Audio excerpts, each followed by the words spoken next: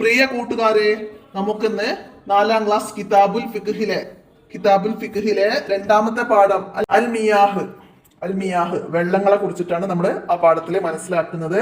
വെള്ളങ്ങള് നജസ് ഉള്ളതും നജസ് ഇല്ലാത്തതും ഒക്കെ എങ്ങനെ നമുക്ക് മനസ്സിലാക്കാം, തൊഹൂർ തോഹിർ എന്നൊക്കെ ഉള്ള രീതിയിൽ നമ്മൾ വെള്ളങ്ങൾ ആ പാഠത്തിൽ മനസ്സിലാക്കുന്നുണ്ട്.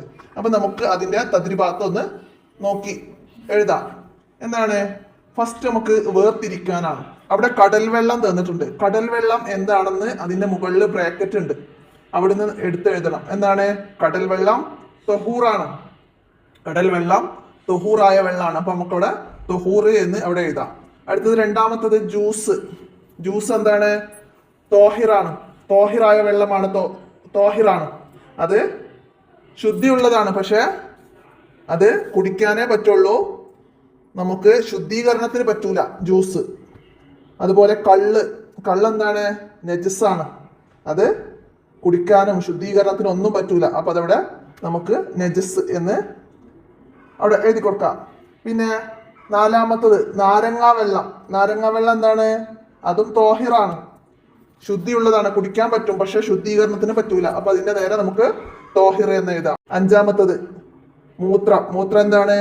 നജസ്. അത് നജസ്സാണ്.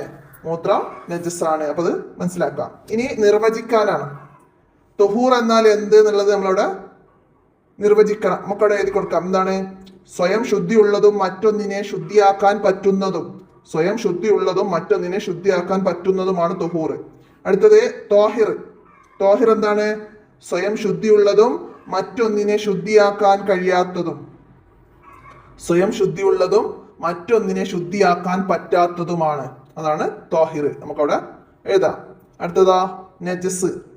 സ്വയം ശുദ്ധിയില്ലാത്തതും മറ്റൊന്നിനെ ശുദ്ധിയാക്കാൻ പറ്റാത്തതും. സ്വയം ശുദ്ധിയില്ലാത്തതും മറ്റൊന്നിനെ ശുദ്ധീകരിക്കാൻ കഴിയാത്തതുമാണ് നജസ്. അത് സ്വയം ശുദ്ധിയില്ലാത്തതാണ്, എന്നാൽ അതുകൊണ്ട് മറ്റൊന്നിനെ ശുദ്ധീകരിക്കാൻ നമ്മൾ ഉപയോഗിക്കൂല. അതാണ് നജസ്. തോഹിർ നജസ് എന്താണെന്ന് മനസ്സിലാക്കാം. അടുത്തത് യോജിപ്പിക്കാനാണ്. നമുക്കവിടെ എന്താണ്?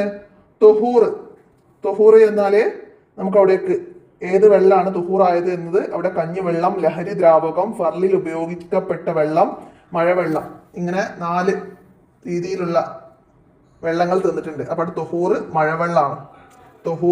മഴവെള്ളം എന്നതിലേക്ക് നമുക്ക് യോജിപ്പിക്കാം. പിന്നെ തോഹിർ ആയതാണ് എന്ത്? കഞ്ഞിവെള്ളത്തിലേക്ക് നമുക്കത് മാച്ച് ചെയ്ത് കൊടുക്കാം. അടുത്തതാ നജസ്സാണ്. ലഹരി ദ്രാവകം, കള്ള് ഒക്കെ ലഹരി ദ്രാവകങ്ങളാണ്. അപ്പൊ അത് നജസ്സാണ്. ഇനി മുസ്തഅമൽ എന്ന് പറഞ്ഞാൽ ഫർലിൽ ഉപയോഗിക്കപ്പെട്ട വെള്ളമാണ്. നമ്മൾ വുളു എടുക്കാൻ ഉപയോഗിച്ച വെള്ളം, അത് ഫർലിൽ ഉപയോഗിച്ച വെള്ളമാണ്. ഇനി ഫർലാക്കപ്പെട്ട ഒരു കുളി, അതിൽ ഉപയോഗിച്ച വെള്ളം, അത് മുസ്തഅമലാണ്. അപ്പൊ നമുക്ക് മുസ്തഅമൽ ഫർലിൽ ഉപയോഗിക്കപ്പെട്ട വെള്ളം എന്നത് നമുക്കവിടെ യോജിപ്പിച്ചു കൊടുക്കാം.